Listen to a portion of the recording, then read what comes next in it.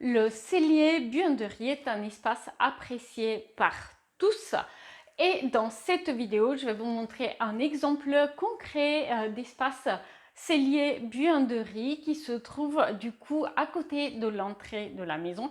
Et du coup, il va avoir double fonction. Non seulement il va servir de buanderie, mais aussi va accueillir les rangements dédiés à l'entrée. Du coup, penderie, rangement pour les sacs et pour les chaussures, aussi bien pour la famille qui utilise cette maison au quotidien que pour les invités.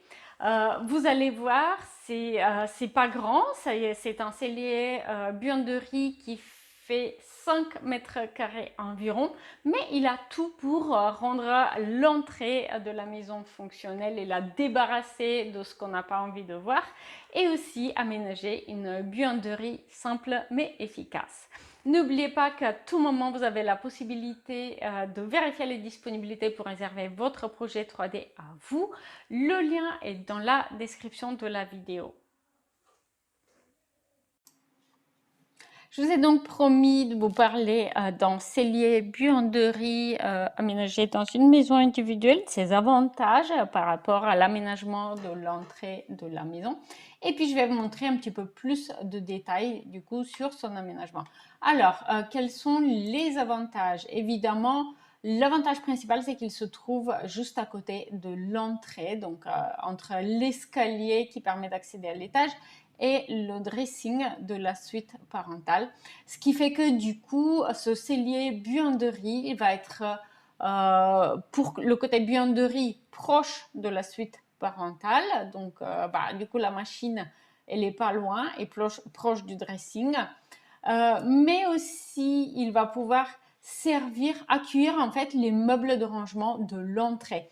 Ça veut dire du coup que l'entrée va être dégagée et spacieuse sans pour autant devoir y trouver de la place pour la penderie, le rangement de chaussures, pater, rangement de sacs, etc.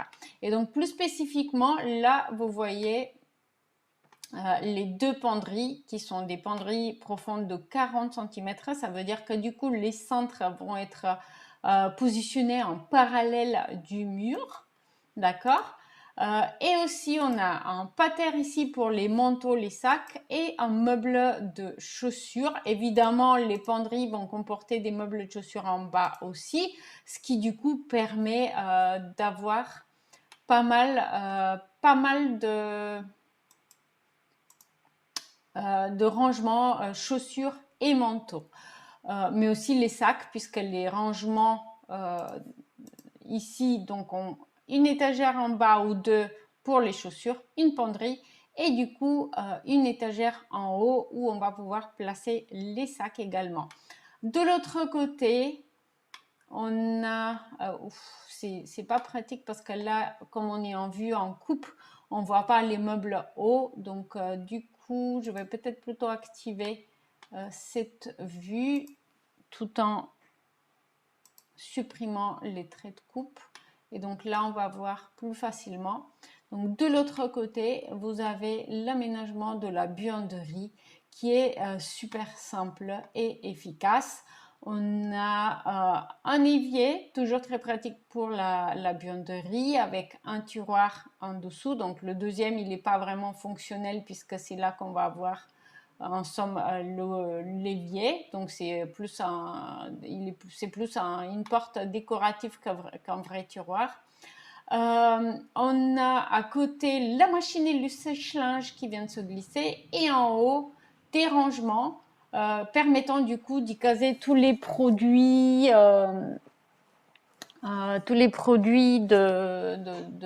pour la machine. Donc c'est un aménagement simple mais très efficace avec une porte coulissante en applique ici, ce qui permet du coup d'avoir un accès facile vers cette buanderie depuis l'entrée. Alors, n'oubliez pas aussi de voir la vidéo dédiée à la suite parentale que je vais mettre en lien à la fin de cette vidéo, vous permettant du coup de mieux connaître cet aménagement.